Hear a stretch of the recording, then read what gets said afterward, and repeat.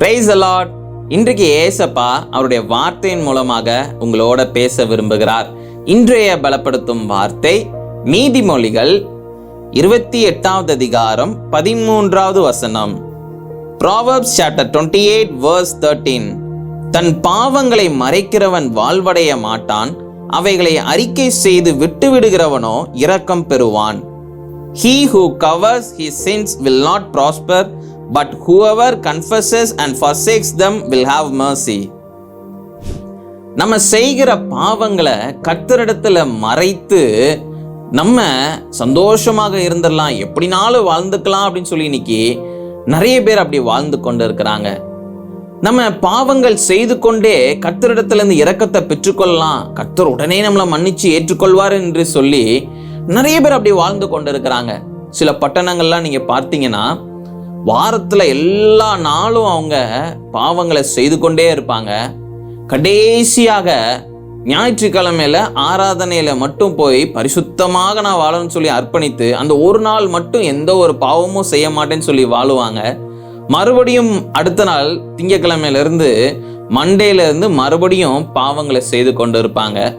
கர்த்தரிடத்துல சொல்லி, ஆண்டவரே நான் இந்த பாவத்தெல்லாம் நான் நீ செய்ய மாட்டேன்னு சொல்லி கூட அவங்க அறிக்கை செய்ய மாட்டாங்க.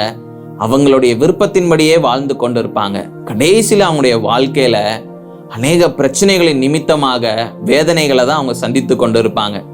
இன்றைக்கு வேத வசனத்தின் மூலமாக ஆவியானவர் உங்களை பார்த்து சொல்லுகிறார், உன்னுடைய வாழ்க்கையில நீ செய்கின்ற பாவங்களை நீ அறிந்து, ஆண்டவரே நான் இந்த மாதிரி பாவங்களை செய்யறேன், என்னை மன்னிச்சுக்கோங்கன்னு சொல்லி நீங்க ஆண்டவரிடத்துல மன்னிப்பு கேட்டு அந்த பாவத்தை விட்டு விலகி போயிட்டீங்க அப்படின்னா ஏசப்பா உங்க மேல இரக்கமாக இருப்பார்.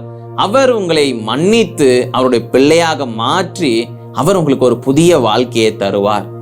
பாவங்கள் செய்கிறத மறைத்து மறைத்து மறைத்து உலகத்துல இருக்கிற எல்லா மனுஷங்க கிட்டையும் மறைத்திடலாம், ஆனா ஏசப்பா கிட்ட மறைக்கவே முடியாது. அவர் உங்களை பார்த்து கொண்டே இருக்கிறார். அவர்கிட்டையும் போய் நான் பாவம்லாம் செய்யலன்னு சொல்லி நீங்க ஏமாற்ற முடியாது. அப்போ நீங்க செய்கிற காரியங்கள்ல ஏசப்பா கிட்ட சொல்லி, ஆண்டவரே நான் அந்த மாதிரி தவறு செய்துட்டேன், நான் மன்னிச்சிடுங்கன்னு சொல்லி ஆண்டவர்கிட்ட மன்னிப்பு கேட்டு மனம் திரும்புங்க. ஏசப்பா கொடுக்கின்ற அந்த இரக்கத்தை நீங்க பெற்றுக்கொள்வீங்க, ரட்சிப்பை பெற்றுக்கொள்வீங்க. உங்களுடைய வாழ்க்கையில சந்தோஷமும் சமாதானமும் நிறைந்து காணப்படும். நம்ம எல்லாரும் ஜெபிக்கலாம். எங்களை நேசிக்கிற நல்ல தகப்பனே, ஏசப்பா பிள்ளைங்க தங்களை ஆண்டவர் ஏசப்பா இந்த நாள்ல ஒப்பு கொடுக்குறாங்கப்பா. எல்லா பாவங்களையும் விட்டு விலக தங்களை அர்ப்பணிக்கிறாங்க. நீங்க பிள்ளைங்களுக்கு உதவி செய்யுங்க. உங்களுடைய பரிசுத்த ரத்தத்தினால பிள்ளைங்களை கழுவுங்கப்பா. ஆண்டவரே சுத்திகரிங்க. ஆண்டவரே ஏசப்பா ஒரு புதிய வாழ்க்கையை கொடுங்க.